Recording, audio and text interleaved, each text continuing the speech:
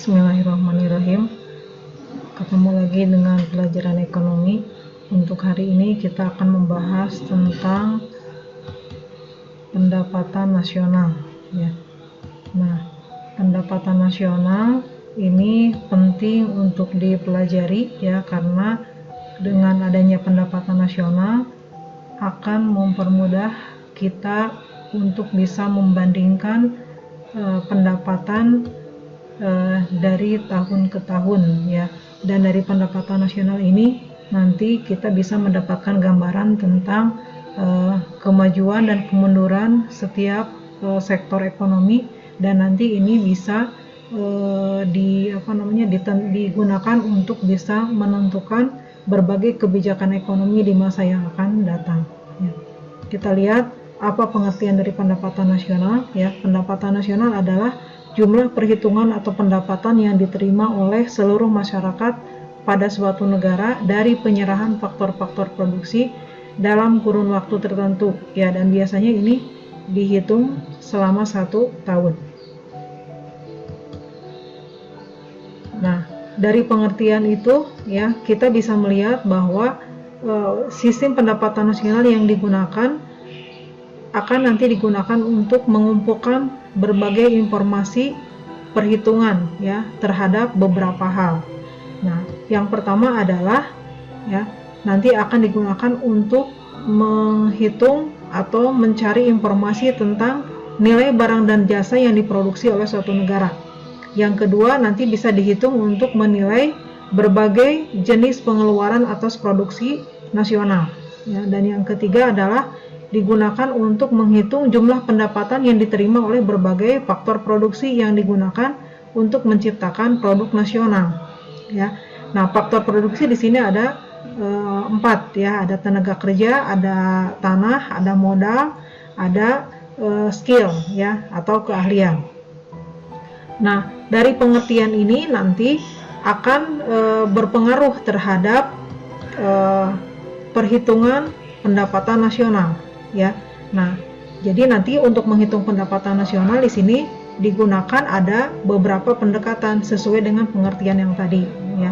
Yang pertama adalah pendekatan produksi. Nah, ini berdasarkan pengertian yang pertama tadi. Yang kedua adalah pendekatan pengeluaran, dan yang ketiga adalah pendekatan pendapatan. Nah, mari kita lihat bahasan dari masing-masing pendekatan tersebut ya. Nah, yang pertama adalah pendekatan produksi. Nah, pendekatan produksi di sini dihitung dengan cara menjumlahkan nilai produksi neto pada berbagai tahap proses produksi yang ada dalam berbagai sektor ekonomi. Nah, sektor ekonomi yang dihitung dalam pendekatan produksi ini ada 9 sektor ya. Nah, 9 sektor ini kemudian nanti bisa disederhanakan menjadi 4 ya. Nah, dengan pendekatan produksi bisa dihitung dengan menggunakan rumus ya. Yang pertama ini di kolom yang pertama ini penghitungan kalau kita menggunakan 9 sektor ya. Nah, itu dihitung dengan rumus Y sama dengan P1 ya kali Q1 ditambah P2 kali Q2 dan seterusnya ya sampai nanti PN dengan QN ya. P1 ini adalah harga barang ke-1. Kalau tadi disebutkan di sini ada 9 sektor, berarti nanti jumlah P dan Q-nya akan ada 9 ya, akan ada 9. Nah, jadi mencakup nanti harga sektor pertama dikalikan dengan jumlah produksi dari sektor pertama. Kemudian nanti akan ditambahkan dengan harga dari sektor yang kedua dikalikan dengan jumlah sektor kedua, dan seterusnya nanti sampai 9 sektor ya. Nah, atau dengan pendekatan produksi ini tadi bisa juga disederhanakan dari yang 9 ini menjadi 4 ya. Nah, menjadi 4 ini yang paling mudah untuk diingat ya, yaitu dengan rumus Y sama dengan A ditambah I ditambah E ditambah J ya. Nah, A ini adalah sektor agraris ya, I adalah industri, E adalah ekstraktif atau pertambangan, dan J adalah jasa ya. Jadi dengan pendekatan produksi kita bisa menghitung dengan 2 rumus ini ya, baik rumus yang pertama maupun rumus yang kedua.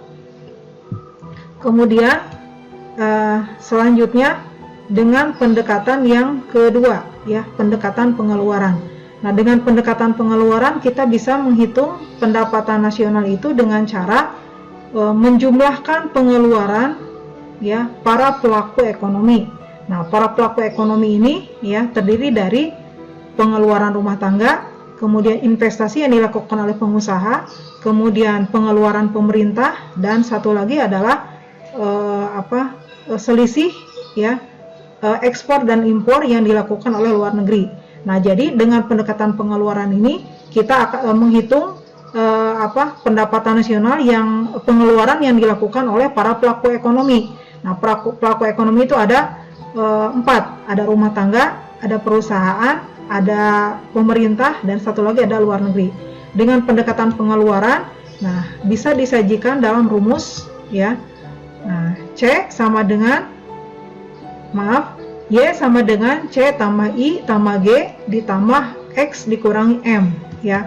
C adalah konsumsi rumah tangga, I adalah investasi yang dilakukan oleh pemerintah, G adalah pengeluaran pemerintah, dan X adalah ekspor, dan M adalah impor, ya. Nah, ini rumus dari pendekatan pengeluaran.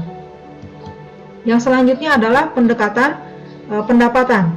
Nah, pendekatan pendapatan dihitung, ya, dengan cara menjumlahkan seluruh balas jasa yang diterima oleh para pemilik faktor produksi.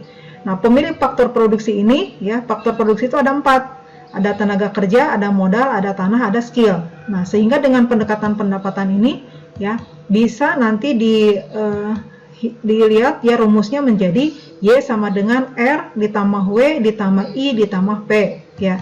Nah, dengan keterangan, ya, Y adalah pendapatan nasional, W adalah pendapatan upah atau gaji atau lain-lain, ya. W ini adalah pendapatan yang diterima oleh rumah tangga, ya. W ini singkatan dari wages, ya, atau gaji. Kemudian yang kedua adalah R, ya. R ini singkatan dari rent, ya. Nah, rent ini adalah pendapatan yang diterima oleh pemilik tanah, ya. Nah, pemilik tanah ini akan mendapatkan sewa. Kemudian I, nah, I ini adalah singkatan dari interest, dan interest ini adalah pendapatan yang diterima dari bunga, ya, pendapatan dari bunga atau dari investasi. Kemudian P ini adalah pendapatan yang diterima oleh pengusaha sebagai pemilik skill, ya, pemilik skill. Nah, sehingga pemilik skill atau yang dimiliki oleh pengusaha ini, dia akan mendapatkan laba atau profit, ya. Nah, selanjutnya, nah, kalau tadi pendekatan untuk bisa menghitung pendapatan nasional. Nah, dari sini nanti pendapatan nasional itu juga terdiri dari beberapa konsep, ya. Konsep dalam pendapatan nasional. Nah, yang pertama kita mengenal ada yang disebut dengan GDP, ya, atau Gross Domestic Product. Nah, nama lain dari GDP adalah PDB, ya. Kalau GDP bahasa Inggrisnya, kalau PDB bahasa Indonesianya, ya, PDB singkatan dari produk domestik bruto. Kemudian yang kedua adalah GNP, ya, atau Gross National Product. Nah, bahasa Indonesianya menjadi PNB, ya, produk nasional bruto. Nah, jadi nanti kalau mendengar kata-kata GDP, PDB, GNP atau PNB, nah, jangan pusing, ya, karena masih itu ya, masih konsep yang sama, gitu, ya. Nah, yang membedakannya nanti pakai bahasa Inggris atau pakai bahasa Indonesia, ya. Nah, kemudian yang ketiganya adalah NNP, ya, atau Net National Product. Nah, bahasa Indonesianya adalah PNN, ya, atau Produk Nasional Neto, ya. Kemudian yang selanjutnya adalah NNI atau Net National Income, ya. Net National Income atau di Indonesia kan menjadi PNN atau pendapatan nasional neto. Nah, kalau ini tadi sama, ya, PNN, ini PNN, bahasa Indonesianya ini juga PNN. Kalau ini adalah produk, kalau ini pendapatan, ya. Jadi ada perbedaan.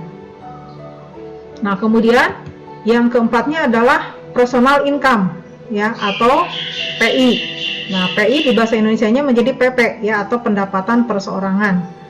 Dan yang keenam, yang terakhir adalah DI atau disposable income.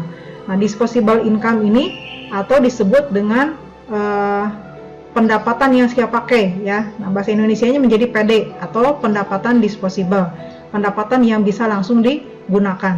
Nah, ini dari masing-masing konsep ini ada rumus tersendiri, ya, ada rumus tersendiri. Nah, ini di sini ada rumus-rumusnya, ya. Dan ini rumus-rumus ini bisa kita singkat, ya, menjadi seperti ini, ya. Jadi untuk bisa menghitung yang pertama GNP, nah itu adalah GDP, ya, dikurangi dengan produksi warga negara asing, ya, yang ada di dalam negeri, ditambah dengan produksi WNI yang ada di luar negeri. Kemudian untuk menghitung NNP, ini adalah GNP dikurangi penyusutan atau depresiasi, ya. Nah, nanti kalau ada bisa ditambah dengan replacement, ya. Nah, kemudian yang ketiga NNI. Nah, NNI ini dihitung dengan rumus NNP dikurangi pajak tidak langsung. Nah, jadi ini turunan, ya, terus ke bawah. Nah, kemudian PI atau personal income. Nah, ini adalah NNI ditambah dengan transfer payment, ya, kemudian dikurangi dengan asuransi, ya, kemudian ditambah dengan iuran, ditambah dengan laba ditahan atau laba tidak dibagi, ditambah dengan dana pensiun, ditambah dengan pajak perseroan atau pajak perusahaan, ya. Dan yang terakhir adalah DI. Nah, DI ini adalah PI dikurangi pajak langsung, ya. Nah, ini beberapa konsep di dalam menghitung pendapatan nasional, ya. Nah, mungkin itu saja untuk hari ini, ya, pembahasan tentang pendapatan nasional, ya. Atas perhatiannya saya ucapkan terima kasih. Assalamualaikum warahmatullahi wabarakatuh.